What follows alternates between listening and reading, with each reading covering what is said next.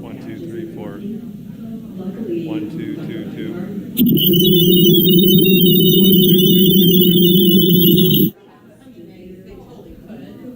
1, 2, 2, 2, 2. 1, 2, 2. 1, 2, 3, 4, 5. 1, 2, 2, 2.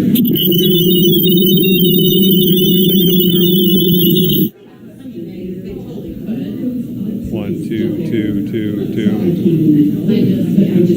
1, 2, 2. 1, 2, 3, 4, 5. 1, 2, 2, 2. 1, 2, 2, 2, 2. 1, 2, 2. 1, 2, 3, 4, 5. 1, 2, 2, 2.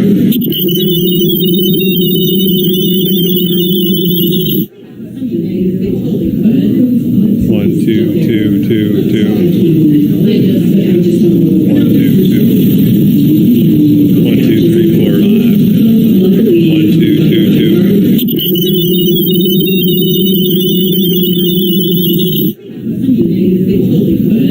1, 2, 2, 2, 2. 1, 2, 2. 1, 2, 3, 4, 5. 1, 2, 2, 2.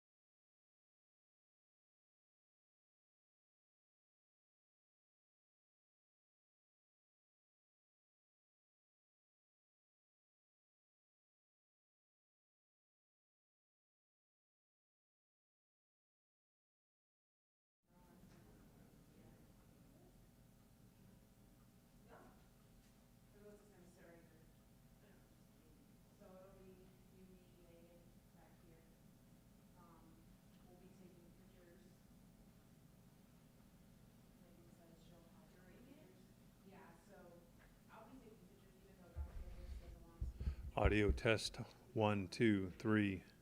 Audio test 1, 2, 3.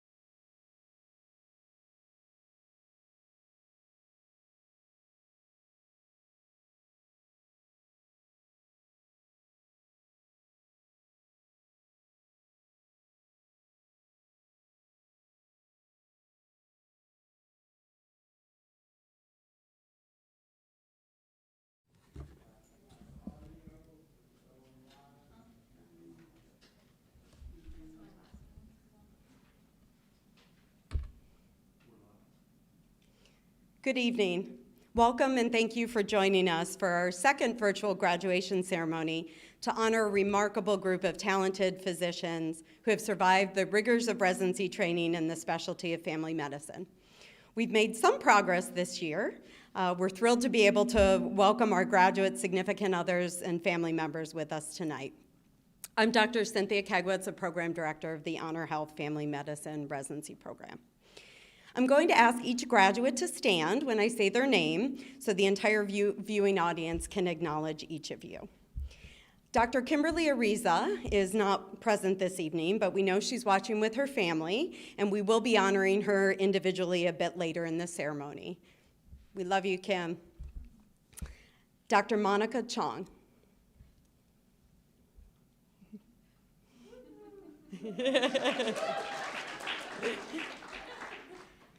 Dr. Ashley Dyer Giaquinto.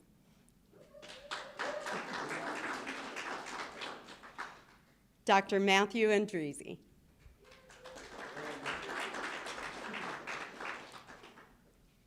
Dr. Haley Golick. And let me say, Dr. Golick is a brand new mom. Her baby boy is at home, but just 5 days old, so. Extra congratulations. Dr. Kristen Leong. Dr. Richard Leong. Dr. Rachel Najat. And definitely not least, Dr. Jennifer Perry.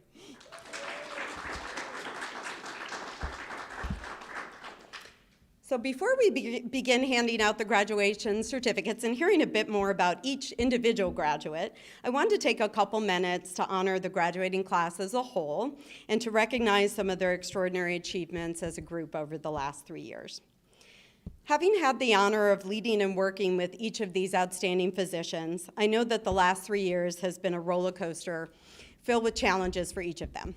Many are well-known challenges, such as training in the middle of a pandemic, but others are individual moments of vulnerability or strife which have ultimately led to incredible personal growth and success.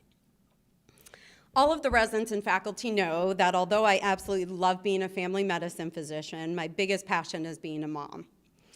And although not planned, I've become the epitome of a soccer mom, dedicating weekends, evenings, vacations to soccer tournaments and recruiting trips for the past 10 years.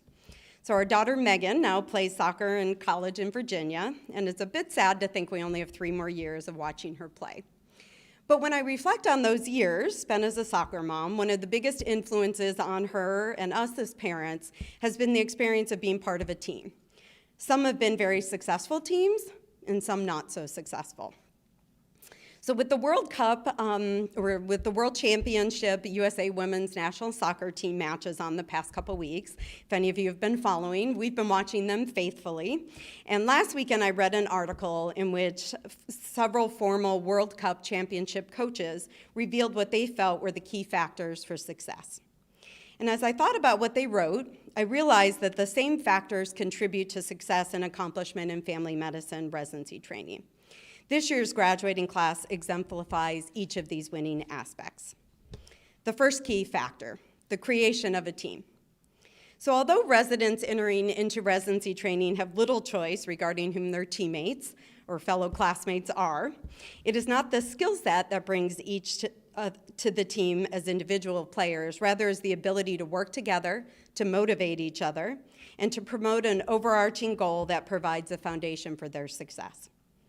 In the case of this year's graduating class, we have 9 very unique individuals from incredibly different backgrounds, each with various life experiences and diverse interests within family medicine itself, who came together and made a decision to stand by each other and work together regardless of those differences.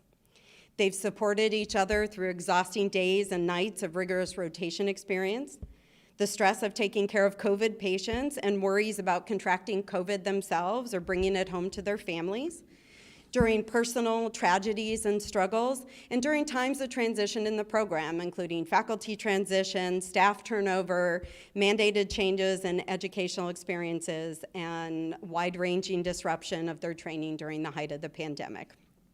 However, they never lost sight of the ultimate goal for themselves as individuals or for the team, their development into highly skilled family medicine physicians. In medicine and in residency training, we know that the team does not just include physicians, but is critically dependent on many other teammates: faculty, nurses, MAs, office leadership, office staff, and administrative support. This group of graduates embraced every member of the larger team with as much respect and true spirit as they did each other. The second key factor, pride and excellence. Expecting and demanding excellence of oneself and all other members of the team. Taking pride in excellence and always demanding the highest level of effort, commitment, and professionalism is key to accomplishment and success. This year's class demonstrated this key factor in their interactions with each other, throughout their delivery of high-quality, superior patient care, and by role modeling behaviors for junior residents and students. Always striving to improve their residency training environment, their educational experiences, and patient care was a steady theme throughout this class's tenure. The third factor, the development and protection of team integrity. When a tough goal is set that requires a long and difficult process before it comes to a positive conclusion, and in our case, the culmination of medical training, it can be difficult sometimes for teams to cope through the stress of high pressure. Great leaders and members of championship teams always protect each other and develop unwavering team integrity. It goes without saying that the stressors of residency training and of being a physician in general can rattle any individual and negatively impact a healthcare team. But this year's graduates have been rock solid as individuals and colleagues, even in the midst of daily disruptions for 15 months of training with COVID. Despite inordinate professional and personal stressors, this year's class protected each other, the program, and ultimately their patients through hard work, commitment to high-quality care, and dedication to the team. I want to share with you some specific statistics about this class that exemplifies their commitment to excellence in patient care and their unwavering work ethic. These 9 graduates have completed over 16,000 patient encounters in our outpatient clinic, providing care to patients from newborns through geriatric patients for an endless number of ambulatory conditions and preventative care. They've completed over 12,600 patient encounters for complex, ill patients at our HonorHealth Osborne Hospital. And this includes caring for 130 critically ill COVID-positive patients, 11 of which unfortunately died. Despite the despair of losing those and other patients, these graduates should know that they brought over 375 beautiful new lives into the world with their care of pregnant patients and deliveries. They completed over 1,000 newborn examinations, and they provided care to over 2,500 children at our HonorHealth Shea Hospital and Pediatric Emergency Department. They led quality improvement projects, which have directly impacted patient care by improving mammography rates, colon cancer screening, vaccine rates, and diabetes and hypertension control. They participated in over 30 patient safety initiatives in the hospital and clinic settings to address processes to keep providers and patients safe from harm. They provided direct resources and follow-up for the 30% of our clinic patients who are food insecure and or homeless. And although not measured by a number percentage, each has sat with countless patients while providing comfort, support, and guidance in both moments of joy and those of despair. I'm proud to have been part of your training and your lives these past 3 years. It's my sincere pleasure to congratulate each of you on your completion of residency training, your commitment to the specialty of family medicine, and for being true physician champions. Now I will be inviting our faculty advisors individually to the stage to say a few words about each graduate and to present their advisees with their graduation certificate. I'd like to first ask Dr. Alethea Turner, Associate Director, to come up to the podium.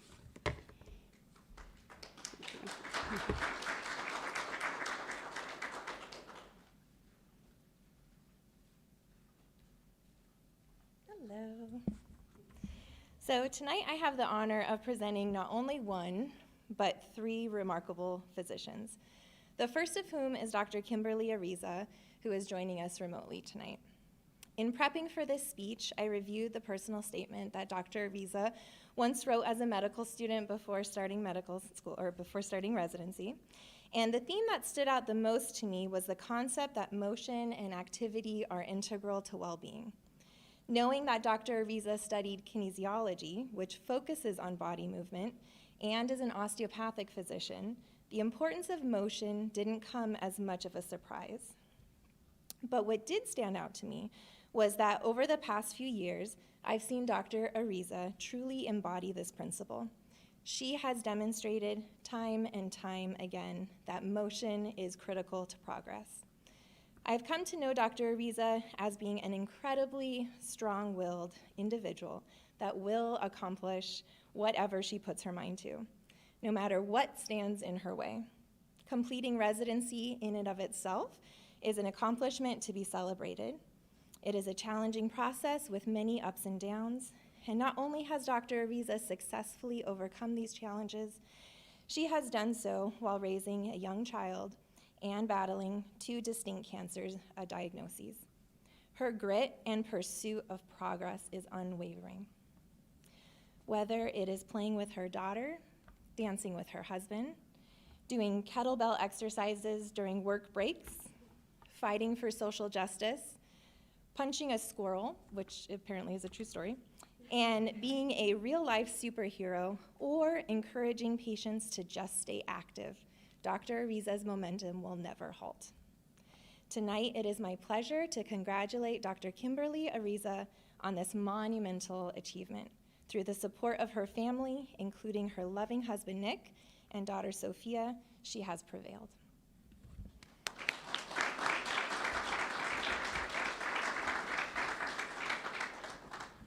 Our next graduate this evening is Dr. Haley Golick. If I'm ever asked what one thing I can have by my side in a zombie apocalypse, I would probably say Dr. Golick. She is smart, capable, she's an Apple genius, and she knows how to competitively ride horses, which might come in handy in the need of an escape. But in all seriousness, Dr. Golick is calm in all circumstances. She is a problem solver and a natural-born leader. Being the oldest of 5 children, Dr. Golick is no stranger to responsibility or commotion. She is a pillar of strength and dependability for her patients and her colleagues.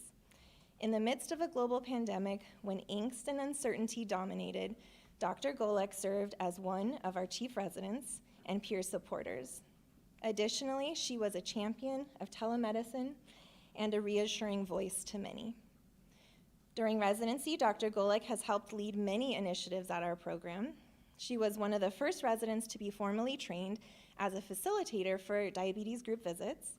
She participated in a national adolescent health project which worked towards improving the medical care of teens at our clinic. She served as our program's patient safety officer, and she brought in our social media presence in an effort to recruit an incoming class of residents in an unprecedented year. During the last 3 years, Dr. Golick also ran her first marathon, earned a fellowship in academic medicine, was nominated for the Arizona Academy of Family Physicians Walter Brazy Award, and was granted the HonorHealth Silverman Primary Care Scholarship. But her greatest accomplishment, as we heard earlier, came earlier this week when her and her husband, Kevin, welcomed their first child, a baby boy named Will. And I have complete confidence that Dr. Golick will continue to have a successful and fulfilling career in family medicine as she joins the HonorHealth Medical Group. And at this time, I'd like you all to join me in welcoming and celebrating this accomplishment for Dr. Haley Golick.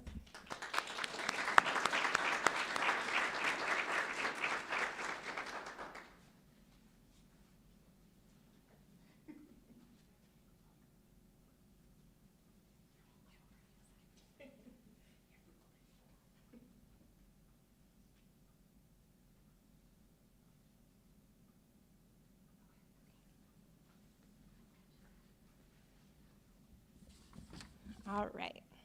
The next graduate I'm presenting this evening is Dr. Rachel Najat. I have had the pleasure of working with Dr. Najat over the past 3 years. And during this time, I have learned a few things about her. She is intelligent and caring. She loves coffee, and she is a devoted mother to her son Logan and her husband Daniel. Dr. Najat is also an incredibly hard worker and very knowledgeable. She instills trust and confidence among her patients, and as a result has developed a loyal patient following. One patient wrote, "Dr. Najat is attentive and caring. She listens to me and explains everything back. She is an amazing doctor and has a wonderful bedside manner." Dr. Najat was among the first residents to adopt telemedicine. She worked tirelessly during the early days of the pandemic to provide obstetric and primary continuity care for all of our patients, not just hers, but everyone's in the clinic. As weeks turned into months, Dr. Najat sacrificed much of herself and her time to care for hospitalized patients, many of whom were suffering from COVID-related pneumonia. Even during this challenging year, Dr. Najat was committed to furthering her own education as well as the education of those around her. She regularly taught medical students, and she also completed a fellowship from the University of Arizona in academic medicine. When not working, Dr. Najat enjoys cooking and fitness and traveling and spending time with her family and her dogs. And after residency, she'll be joining the team at Banner Medical Center as a hospitalist and will hopefully begin traveling internationally once again. Please join me in congratulating Dr. Rachel Najat.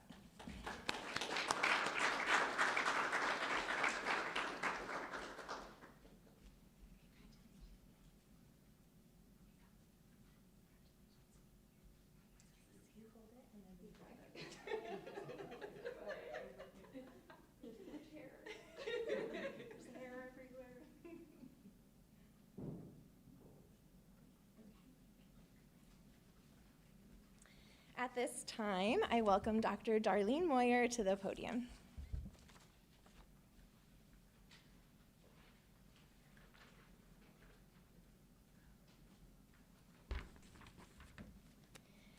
Tonight, I have the honor of introducing Dr. Monica Chong. As an introduction, Dr. Chong is a lifelong Arizonan. She was born and raised here in Phoenix, but she did spend a few years in Tucson at the University of Arizona, where she studied molecular and cellular biology. She then returned home to Phoenix to attend the University of Arizona School of Medicine Phoenix campus before luckily joining us for residency. Dr. Chong is truly one of the kindest and most caring people I have ever known. And something happened during her residency orientation that gave me a preview of just what kind of person she is and just what kind of doctor she would be. It struck me then, and I have reflected on it several times while watching her during her training. So during residency orientation, we have a half day where the new residents and faculty spend some time getting to know each other, and we usually play some type of icebreaker game. And this particular year we picked Pictionary, but we made our own clues, and the clues were about things that we wanted to share about ourselves or things that we were looking forward to. And anyone who knows this program knows that games around here get pretty competitive. And so Pictionary is no exception to that. But there was one particular round that really stumped all of us. And the answer to that round turned out to be, I dream of getting Christmas cards from my patients. And that was from Dr. Chong. Now, let me fast forward 3 years. Recently, when asked about the most important accomplishment she will take from residency, she said, learning how to listen to my patients and meet them where they are in their life's journey. So over the last 3 years, I have learned just how genuine both of these examples are. Dr. Chong has shown us just how much patient relationships mean to her. She gets to know people as individuals, and she is able to connect while still taking care of their very complex medical conditions.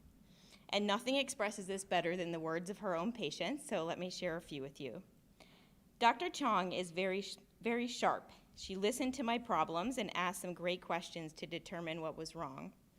Dr. Chong listened. She was caring and sympathetic. Dr. Chong was very easy to talk to. She gave me 5-star service.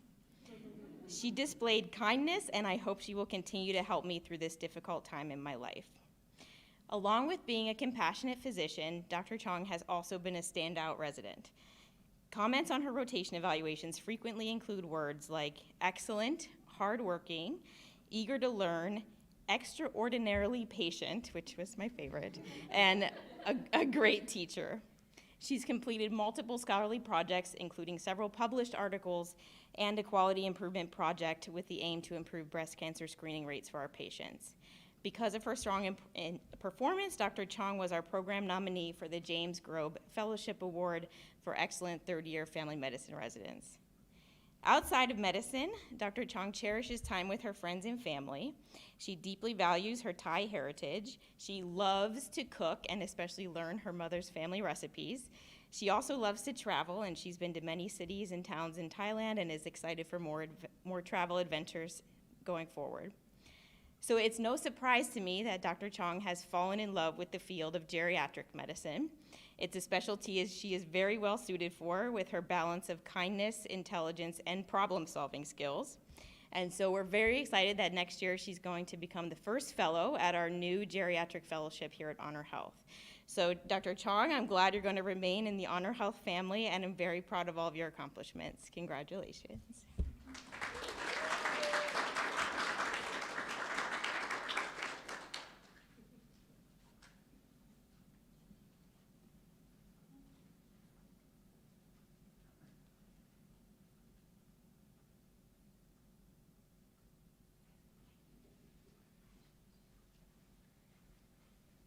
And next, Dr. Bisk will be introducing his graduates.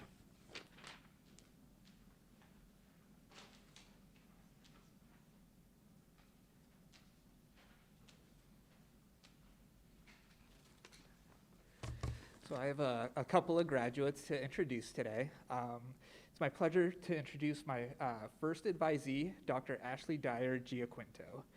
I can easily spend most of the speech rattling off most of Ashley's accomplishments. Actually, I'll do a little bit of that. There are a lot of them. From the start, Ashley dove right into leadership roles and was actively involved in program and hospital initiatives. She sat on multiple committees, including our hospitalist committee, as well as program well-being and patient experience committees.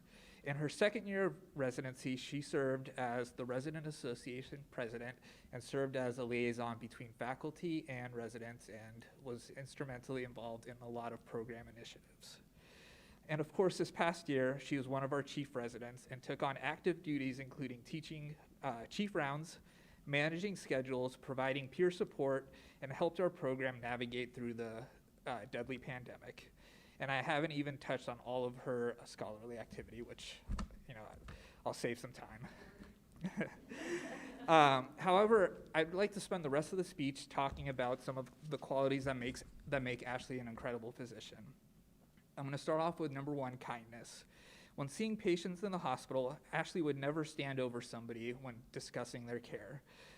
She would always grab a seat and explain things to them as if they were a close family member. Even during the pandemic, when the hospital removed all of the visitor chairs, she would still crouch down to make the patients feel more comforted. As faculty in clinic, we often see patients after residents are done seeing them in the clinic. And I can say from personal experience, every time I walked into the room, I saw how much the patients appreciated her care and how much they valued her as a physician. And her compassion goes beyond patient care. She's always there for colleagues as well. Even after 24-hour grueling shifts, she would bring a lightheartedness to mornings by drawing pictures on team patient lists. Most famously, her UTI pictures could use a little work. The second quality I want to talk about is professionalism. In the most difficult or stressful situations, I have never seen her lapse in attitude. She's able to maintain an even-keeled and calm demeanor. And as silly as it sounds, it always seemed like she was the first to complete any administrative task. Even when I sent her something as simple as an email, I would click send, and almost instantaneously I would get a reply. Sometimes I thought she had auto-reply set, but she was just that fast. The third quality is drive. With every medical rotation, she's always looking for a way to better herself and her learning opportunities. Just a month ago, she was on a headache medicine rotation, and she took it upon herself to get credentialed in occipital nerve block procedures, and that was actually a category that we had to create in our own tracking system just for her. Although there are a lot of other qualities, I want to finish with what I think is the most important one, which is courage. Whether it was an emergency happening in the hospital or in the clinic, she was always the first to rush into the room to help a patient, even if it wasn't her own. And she showed tremendous bravery, sharing her experiences with our entire residency, whether they were good or bad, and it has made us all better physicians. I'm excited for Ashley to begin her next chapter of her life and career with her husband Shay, and of course their two dash hounds, Frank and Oscar. I can confirm that they're named after wiener dogs and not Oscar the Grouch. The other interesting fact that I want to talk about Ashley is that she's traveled to 29 states and 23 countries and has a plan to visit all 50 states before she turns 50. Hopefully she'll take some time after residency to meet that goal. And although I'll miss our advisor meetings, I'm really happy to know that she's going to be joining the HonorHealth Medical Group and practicing close by. Please join me in congratulating Dr. Dyer Giaquinto.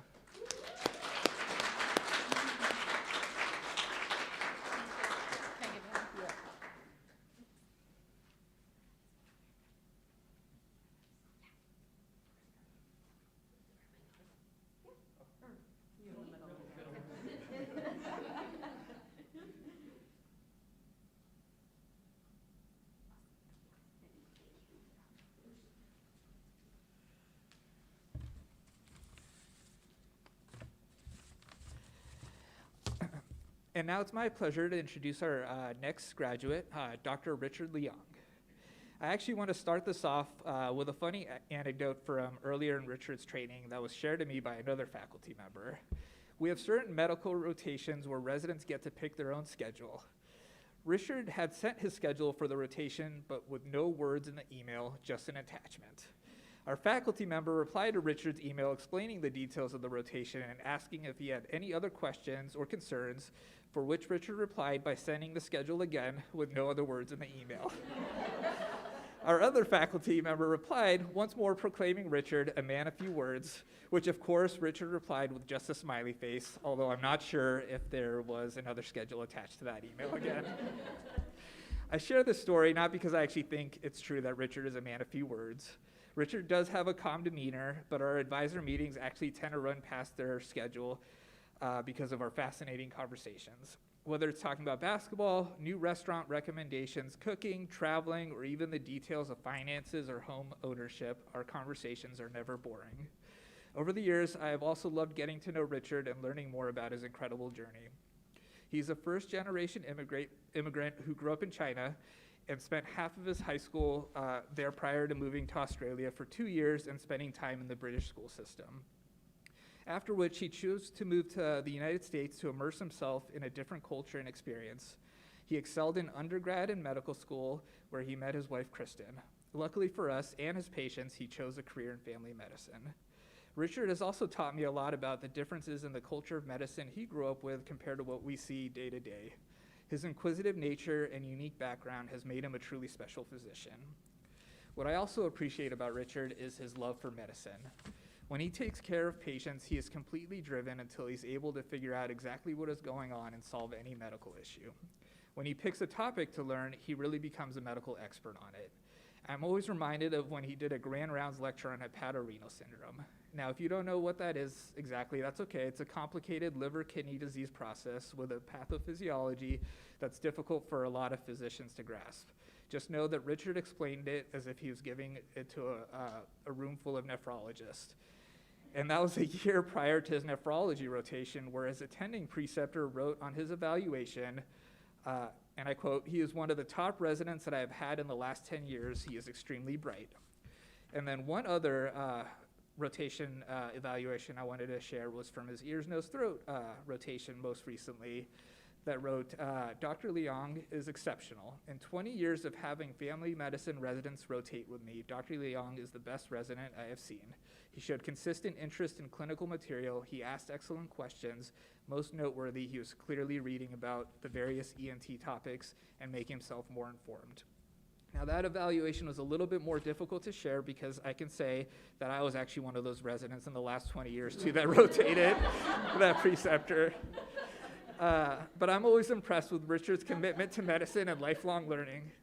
Over the last 3 years, Richard has blossomed into an outstanding, dependable, and compassionate physician. I know that he will continue to excel throughout his career, and I couldn't be more thrilled for him as he embarks on his next challenge when he moves to Washington State and becomes a hospitalist at the Sound Physicians Group in Tacoma. Please join me in congratulating Dr. Leong on all of his accomplishments.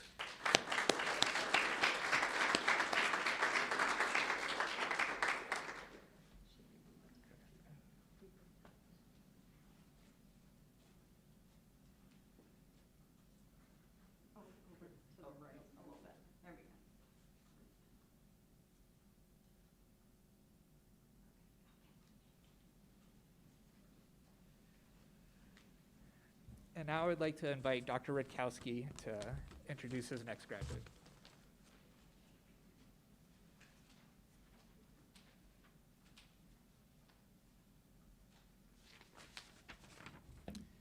So our next graduate is Dr. Matt Andresi, and we'll take a little look back and a little look at the present and a little look forward with Matt. So Matt was born in Deming, New Mexico, which is a small town, and it's not yet famous, but we're expecting that eventually it'll become famous because it is your birthplace. Just saying, okay? Low pressure. Matt attended the University of New Mexico for college and medical school before joining us here in Scottsdale.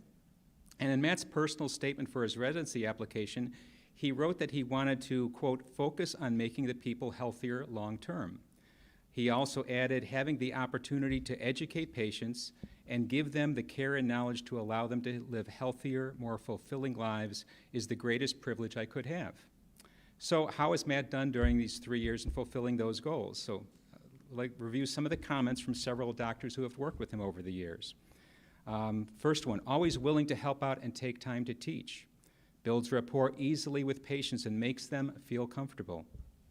Our families enjoyed having him as part of the care team. He brings a positive attitude to work.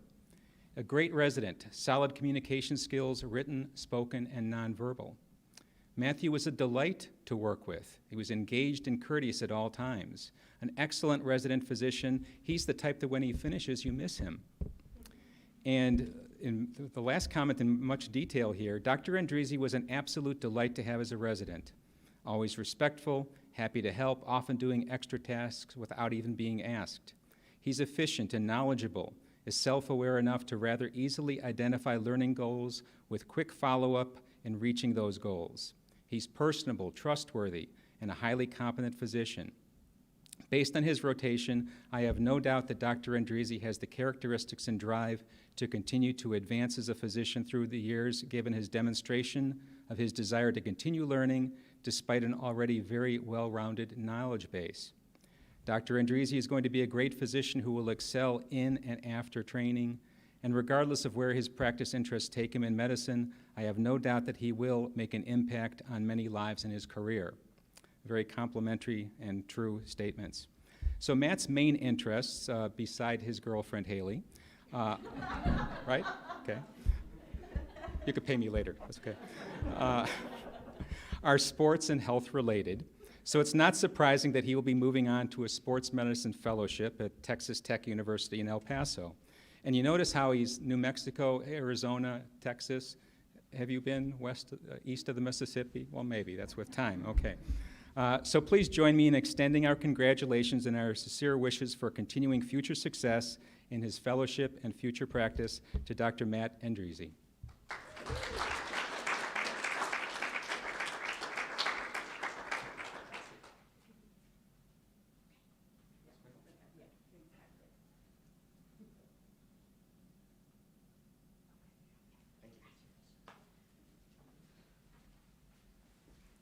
So our next presenter, I must not have been paying attention to the email because it's Dr. Zayas Bazan. All right, thanks.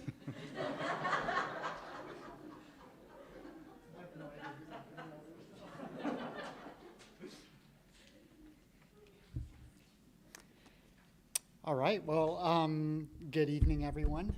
I'm here today to introduce our next graduate, but before I do, I have a question for you all. And the question is, what defines you? Is it your profession?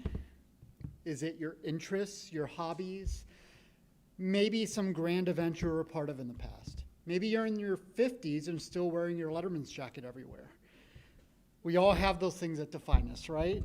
So I asked myself this question over several times over the years, and I've said goodbye to my Letterman's jacket finally, and this week I turned the same questions towards our next graduate, Dr. Kristen Leong.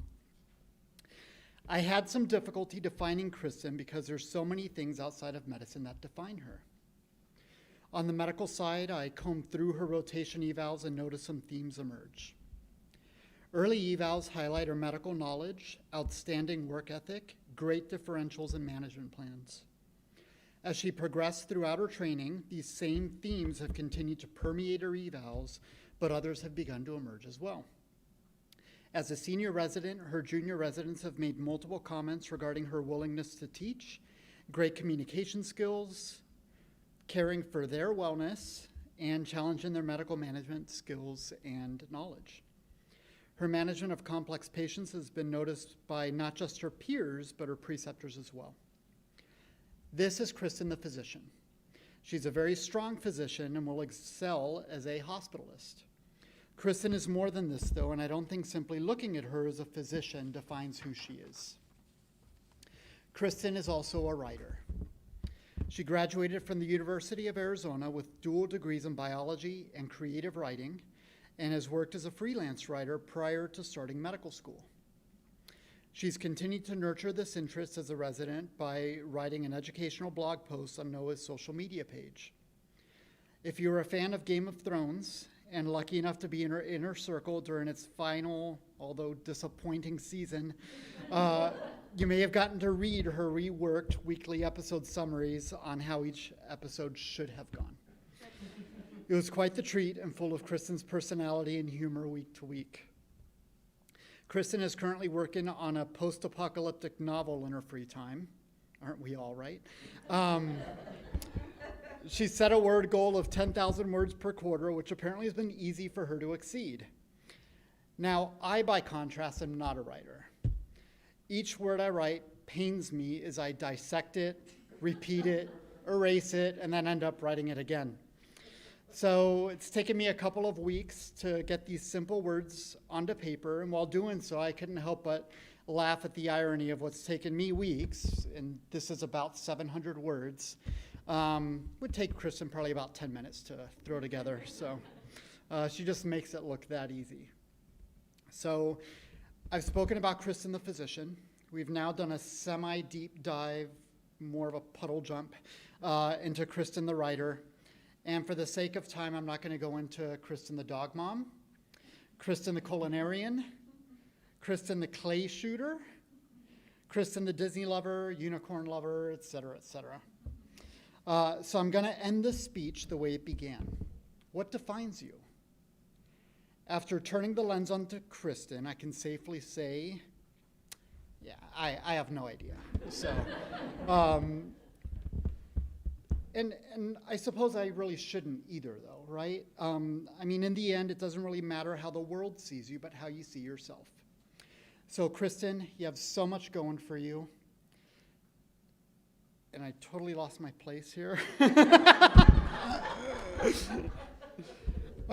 Kristen, you have so much going for you, and even though you and Richard are going to be moving to Washington to begin your careers as hospitalists, I have no doubt that you'll continue to grow and refuse to be defined.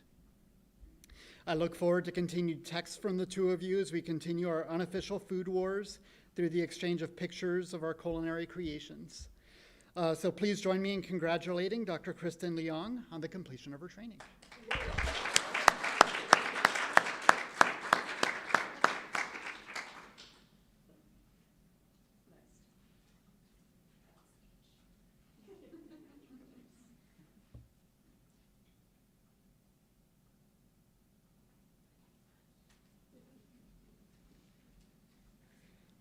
So our next presenter needs no introduction because I couldn't remember who it was, but I think it's Dr. Darby Stewart. So. It's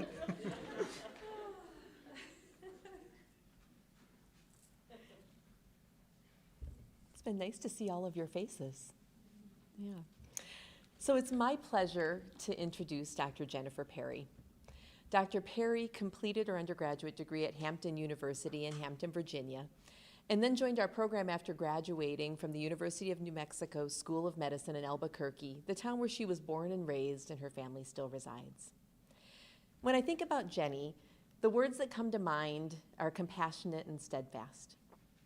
Dr. Perry's patients all benefit from her ability to listen, understand, and coach them toward wellness. She has a very special place in her heart for patients who can be a little bit challenging at times, our adolescent and teen population. And through her work with the Arizona Family Health Partnership Adolescent Champion Model, she and her colleagues were able to engage our clinical teams in really providing the best age-appropriate, confidential, supportive care for this special population.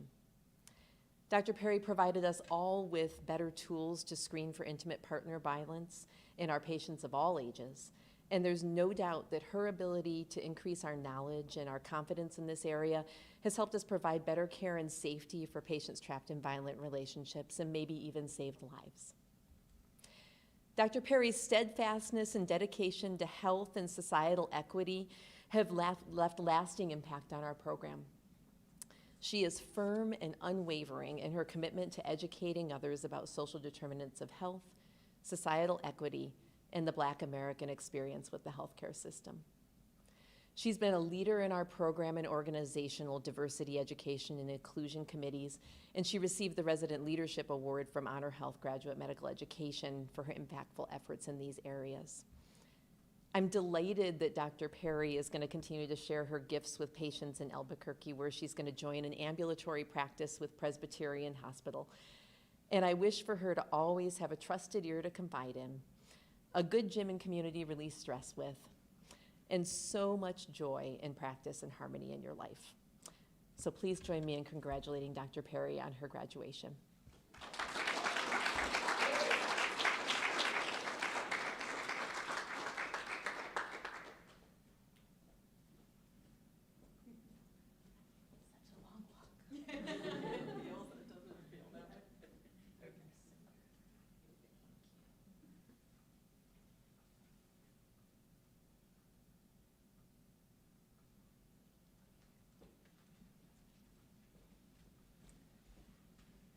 And now I'd like to invite Dr. Titler up here to present the Society of Teacher of Family Medicine Resident Teacher Award.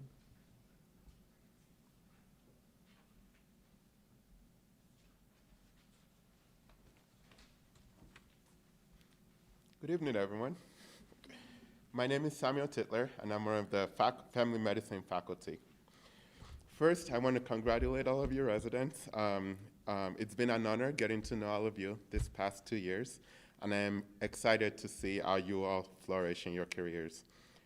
Tonight, I have the privilege to present the Family Medicine Resident Teacher Award. This is an award given every year to a resident who has shown great commitment to family medicine education. A resident that has demonstrated an interest in teaching their peers, medical students, faculty, and patients. It's given to a true leader that's valued as a teacher in their community. Each and every one of you do a great job teaching, and your dedication to your patients is unmatched. I hope that you continue to teach throughout your careers. This particular resident makes it a priority to teach. Her patience, kindness, grace, and wisdom are a few qualities that sets her apart.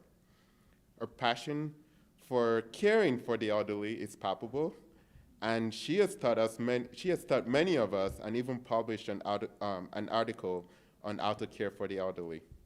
Students that work with her often come to me at the end of their rotation and tell me how much they've learned from her, how they aspire to be like her. And one of her students, one of her more recent students, actually came to me at the end of her rotation and told me that she had been thinking and considering of quitting medicine, but after working with this particular resident, she ignited her passion for medicine, and specifically family medicine. My first few months here, I actually thought she was paying her students to tell me all of this. By this time, I'm pretty sure most of you know exactly what resident I'm talking about and the resident that this award belongs to. I am honored to present the Resident Teacher Award to Dr. Monica Chong.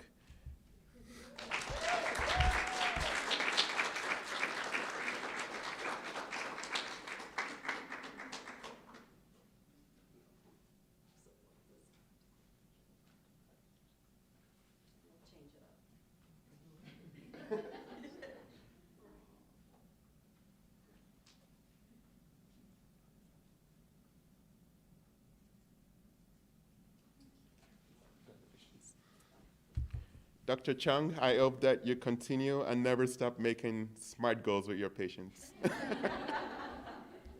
I'm going to invite Dr. Darby Stewart again to come up here to present the next award.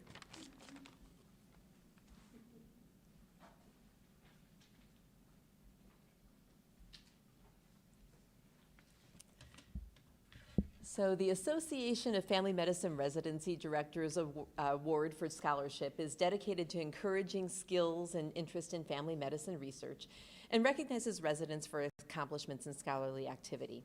And every person sitting here has completed multiple scholarly activity projects, quality improvement projects, grand rounds, patient safety MMNIs, and I am so very proud of each and every one of you for all of that work and effort, because everything that you did made a difference in a patient's life. And that is exactly why we do what we do. Many of you met the criteria for this award, but this year's recipient, Dr. Ashley Dyer-Gianquinto, stood out for the number of projects and presentations she was involved in over the course of her training. And I'm gonna list some of them. First was a poster presentation at the University of Arizona Academic Excellence Day entitled, please don't, Jamela Hemalisons. Did I get it right? Close? Okay, good, all right. And what is it? If you're curious, I am certain she'll be happy to regale you about the rare cause of bacterial endocarditis.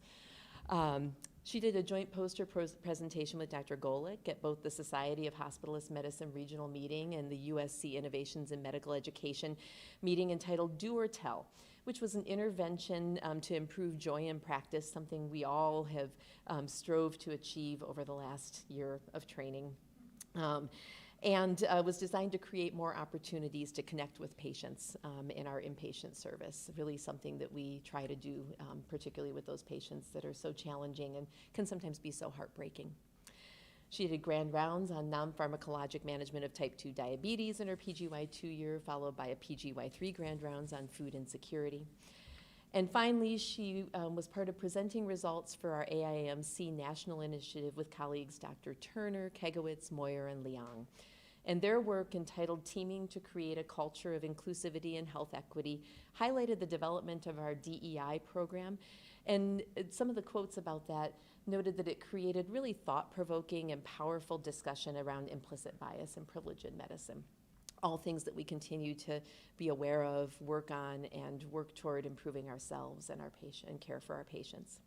It takes a lot of extra effort and interest to participate in these varied projects and to move scholarship of medicine forward. And I'd like to add a very special thank you for being my partner in the Centering Diabetic Group Care. And don't think that I'm not going to ask you to work on a project with me about this. We're meeting eyes right now, okay? So I gotcha. So please join me in congratulating Dr. Ashley Dyer-Gianquinto for her accomplishments.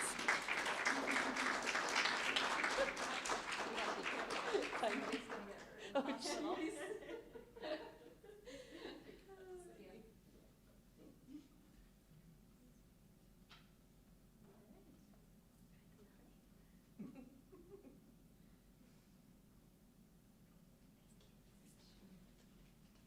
Yes, and I'm going to give her just a moment to sit down or do what she needs to, because I'm inviting her back up here to present the Outstanding Teacher Award.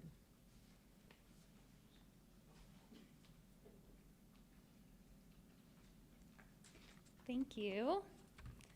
I'm going to take a minute to do a shout out because this is probably the closest I'll ever get to a Grammy Award. So hi Mom, hi Dad, hi families out there. Thank you for watching and supporting us from afar. Also our co-residents and any other medical staff that are watching. So today I have the honor of presenting the Teacher of the Year Award. And each year, the third year class collaborates and decides who we would like to award this to. So as a class, we collaborated to choose someone that encompasses all of the following qualities: empathetic, approachable, responsible, motivated, passionate, knowledgeable, curious, innovative, and honest. And we wanted to choose a faculty member who over the last 3 years went above and beyond, partnered with us in our own learning, acknowledged and aided us during our struggles, invested in each of us as a person and as a future doctor, and expected our best, but mainly expected our best because they saw the best in us. And to be honest, it was very difficult to not consider this last year and 3 months of our time in residency through the pandemic during this decision, and made us process through who has impacted us the most, who has linked arms with us during this pandemic battle instead of stepping back and supporting us from a distance, who has sacrificed as much as we feel we have sacrificed, and who has taken issues important to us and made them important to the program and themselves. And again, to be honest again, our class votes for who this faculty member was all over the board. And it reminded us that each and every one of you have contributed a lot to our education and contributed to us as individuals and as future doctors. And we feel that really each of you should receive this award. So actually, this year, for the class of 2021, we're changing yet again something else up. And instead of choosing just one attending to receive this award, we'd like to award each of our attendings with the Teachers of the Year award. Each of you have sacrificed your time for us, and each of you have put your family and yourselves on the back burner to care for each of us. Each of you have gone above and beyond to share your knowledge and your experience. So thank you for your dedication to our program and seeing to it that each of us is supported and allowing us to graduate. And so if it's okay, I'm just gonna call each of you guys up individually, and then you guys can take a look at the award and we'll take a picture together. So I'm just gonna go by who I see first. So Dr. Sam Titler.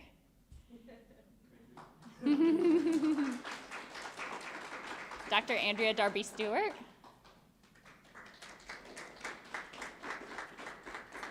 Dr. Alethea Turner.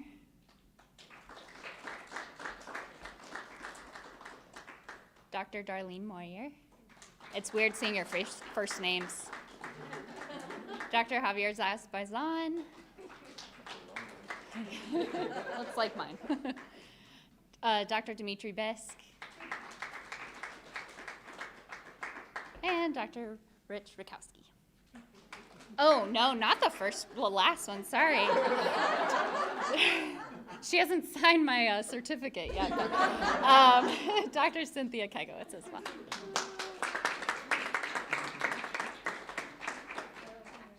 this we're planning on hanging in the front for all of you guys. So, thank you, everybody. Yeah. Do you want another picture? Yeah. I shouldn't hold this, though. That's weird. I'll put my hand down.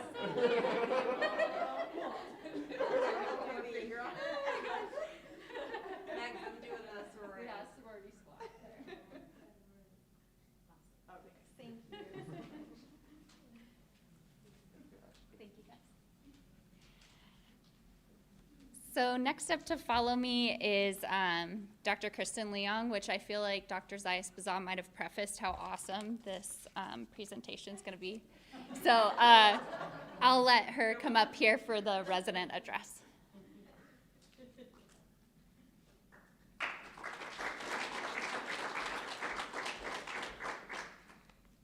All right, I'll try not to disappoint. So most of you know me as someone who doesn't beat around the bush, and you'd be right. First and foremost, I'd like to say this: congratulations, Family Medicine Residency Class of 2021. Not only did we dominate residency, we survived a global pandemic. You can applaud now. Thank you, thank you. Next, I'd like to offer thanks. First, to our patients. It has been a tremendous honor to care for each and every one of you. And what a special privilege to have you place your trust and lives in the hands of fledgling doctors. Thank you for your invaluable lessons, not just in medicine, but in life. We can never truly repay you, but we can pay it forward by continuing to do our best. To the family and friends of our graduates, a huge, heartfelt thank you to all of you, and a special shout out to my parents, for your emotional and moral support, for the meals you provided, the sympathetic ear, or simply the shoulder to cry on. We would simply not be here today without your hard work and unrelenting support. To the staff at all the hospitals and clinics that have opened their doors to us, most notably HonorHealth and Hoiser, We thank you for working alongside us, for your commitment and advocacy for our patients, and for writing the answer on your hand and showing it to us when the attending asks a question we can't answer. That actually happened. To the classes who came before us, especially those who were our senior residents, we appreciate you all the more now that we have walked in your footsteps. Thank you for showing us the way. To our junior colleagues, thank you for your hard work. I hope you learned a thing or two from us as we learn to be teachers in our own right. And if you didn't, well, too late now. And where would we be without the guidance of our devoted faculty? I truly don't know how you do it. In trying to wrap my head around your monumental job, I came up with the analogy of you all being new parents to 8 baby interns every year. I recently met with some old friends and their toddler, and my friends made quite a compelling 3-pronged argument for new parenthood. Number 1, it's not that bad. Number 2, there are worse things you can do. Number 3, you feel happy, sometimes. Whether or not you feel the same way, some of it or none of it, kudos to you all for guiding a bunch of hyper-intelligent, bumbling, scared, anxious semi-adults, or maybe I'm just speaking for myself here, who knows, through some of the most personally and professionally challenging years of our lives. And in keeping with the tradition of past speeches, here are some individual comments. Dr. Titler, your presence alone is like a ray of sunshine that instantly brightens any room. Like Gandalf at first light on the 5th day, when the army of orcs looked to the east, and were blinded by his sheer awesomeness. Much like the wizard guiding a group of hapless little hobbits on their journey to Mordor, you have done an impeccable job guiding all of us on our residency journey. Thank you for being that light in the darkness. Dr. Rakowski, I wish we could clone you, shrink your clones, and place a shoulder Rakowski like a shoulder angel on every physician. Our healthcare spending problems would disappear overnight. And also, Shoulder Rakowski can provide solid life and financial advice. You are truly a precious resource. I'm sure we will remember your lessons for years to come. Dr. Turner, you win the award for most adorable scream when playing sports. We must go axe throwing again sometime. Thank you for being such a passionate advocate for our wellness and for all your work in the residency clinic. Neither were easy feats, especially this year.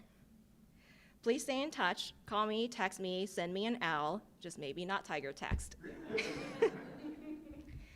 Dr. Bisk, I know I can always count on you for the best conversations. Some of our greatest hits have been on topics like hospital sushi, self-driving cars, the state of humanity, why I didn't read your emails, life's greatest mysteries, and we may never solve them. We are so grateful for your contributions to our learning and our wellness by keeping it real and not judging us for our foibles and our shenanigans. Dr. Darby Stewart, AKA ADS. 3 things immediately come to mind: social distance, yoga, and Midas reports. Someone once referred to you as an uncompromising line of morality. We would be hard-pressed to find anyone who fit that description better. Thank you for pushing us and everyone around you to be the best possible versions of ourselves. Dr. Zayas Bazan, codename JZB, you tell us all the time about the delicious food you make. So when are you going to invite us to dinner at your house? With your endless patience and kindness, you have been like a parental figure to us. And yes, we know you're not that old. Thank you for taking the time out of your numerous coffee breaks to ask about our day, our hobbies, our lives outside of work, and connecting with us as individual humans. Dr. Moyer, thank you for being the calm voice of reason on the inpatient side of things. during surge mode, chaos mode, let's sit in a corner and try not to cry mode. If any person had the willpower to defeat COVID in single combat, it would be you. You are like a machine in the hospital, on point and unstoppable. But unlike a machine, you have a heart of gold. P.S. We think you have really great eyebrows. Own them. Dr. Kegowitz, AKA Kegs, AKA our fearless leader. None of this will be possible without your unwavering leadership. And truly, you never wavered, even when the rest of the world, or the rest of us, were on the verge of losing our minds. There are no perfect answers in medicine, but here in our midst is that rare ideal, that rare unicorn of someone who is the closest to an ideal leader, program director, mentor we will likely ever see. Thank you for being an inspiration, and thank you for choosing us. Last, but certainly not least, to our graduates, Ashley, Haley, Jenny, Kim, Matt, Monica, Rachel, and Richard. These are finger hearts from Korean dramas. I may have forgotten what the bottom halves of your faces look like, but I will never forget the time we spent here together, working, playing, laughing, commiserating, worrying, hoping, dreaming. And what a ride it's been. Where to even begin? When some among us witnessed the suffering of an ailing family member and first heard the calling of medicine. When some among us excelled in science classes and decided to use our talents to help others. Or when some among us were simply born with an unfailing desire to do good. Or perhaps we can say it truly began in medical school, when we fell in love with every specialty, not just one, and decided to be those intrepid, foolhardy types who wanted to do it all. No matter where we began, how many paths had to converge, how many stars had to align for all of us to end up here in this moment. The sheer magnitude of the physician's journey can hardly be captured in words, but I will try my best to do justice to our story. And the best way to start a story is in medias res, or in the middle of things. In the middle of our residency, almost exactly midway through our second year, a pandemic struck. For many long, dark months, the world shut down. People retreated into their homes, dolphins returned to the canals of Venice, but we remained on the front lines, because if we didn't do it, no one could. To put it simply, we waged war, and our enemy was something entirely new, inhuman, and unknown, which made it all the more terrifying. We fought many battles, and suffice to say, we did not win them all. But the bottom line is, we are winning the war. And by we, I mean not just our residency, but frontline workers all over the world, healthcare staff, vaccine developers, delivery drivers, friends, family, neighbors who put on a mask when going outside and later chose to get vaccinated at the first opportunity. We got so much more than we bargained for, that's for sure. And we are so much more than who we were only 3 years ago. At the same time, it is okay to recognize that in some ways, we are less. Medicine is one of the noblest professions, but residency is no walk in the park. In the best of times, it is a long, hard road. Throw in a pandemic, and it is difficult. It is brutal, and at times downright impossible. We learned much, so much, yet there are pieces of us that get chipped away, slowly, infinitesimally along the way. For every patient we lose, every failure we endure, every minute spent away from loved ones, family dinners, weddings, open heart surgeries, birthday parties. Nothing great is ever accomplished without sacrifice, and look how far we have come. As an avid fan of metaphors, I have one more for you all. A human life is sometimes like a burning fire. I have seen one's proud flames reduced to embers. I have also seen them flicker back to life, stronger than ever. Are we mere meteors, raging across the darkness of a vast and indifferent universe, luminous, electric, and already fading? Or are we suns, the flaming spheres of gas variety, burning strong and steadfast, with the power to give light and life to other worlds? I am convinced we are the latter. and I see us nestled among a field of stars. Within the eternal vastness of all there is to know, the simultaneous crowdedness and solitude, the quiet beauty and frailty in everything we touch. And we will blaze new paths with spirit and conviction and no small measure of courage. Do not let yourself be consumed by the fire. Become the fire. Every day we fight against disease, against injustice, against death and time itself. It takes people of a certain caliber to fight that good fight. I am so proud and so humbled to know each and every one of you, residents and attendings alike. You are all veritable giants, not only in intellect, but for all the people and patients whose lives you hold in your hands and your hearts. I can only hope I have done justice to our story, so I will conclude on a message of hope. And my hope is this, that we ride this momentum, build our strength, sharpen our minds, and open our hearts to the bright and glorious future, to the lives that we can save and change for the better, and all the beauty of a pandemic-free world finally, maybe, at our fingertips.